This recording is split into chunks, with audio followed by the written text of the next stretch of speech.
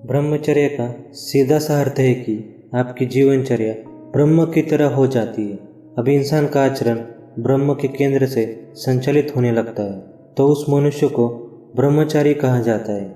जब इंसान ब्रह्मचर्य को प्राप्त कर लेता है तो उसको इस जगत की बहुत सी भौतिक सुख सुविधाएं ब्रह्मचर्य के सुख से छोटी प्रतीत होने लगती है।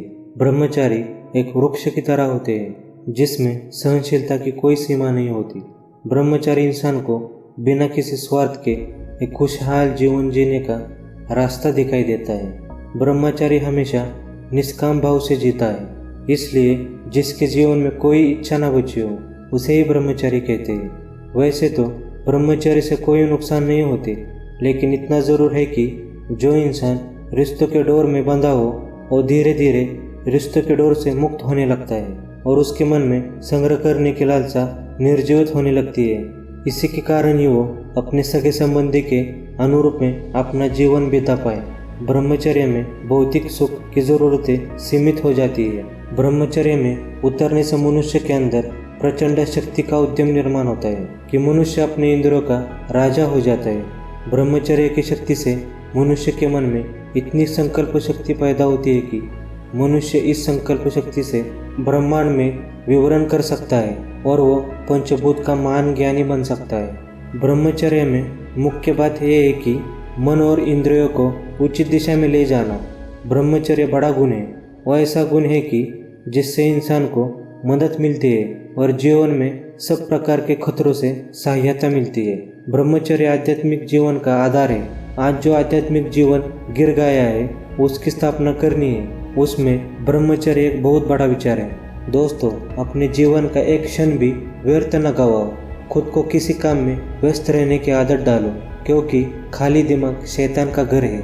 आप अपने विचारों को पॉजिटिव और पवित्र बनाओ। आज के बड़े बड़े डॉक्टर और साइंटिस्ट, ऋषि मुनियों ने ब्रह्मचर्य विषयक विचारधारा का उनकी खोज का समर्थन करते हैं। डॉक्टर ई पीरियर का कहना है कि एक अत्यंत झूठा विचार यह है कि पूर्ण ब्रह्मचर्य करने से नुकसान होता है।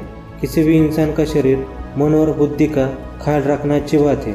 ब्रिटिश सम्राट के चिकित्सक सर जेम्स पेजन लिखते हैं कि ब्रह्मचर्य से शरीर और आत्मा को कोई नुकसान नहीं पहुंचता। अपने आप को कंट्रोल में रखना सबसे अच्छी बात है।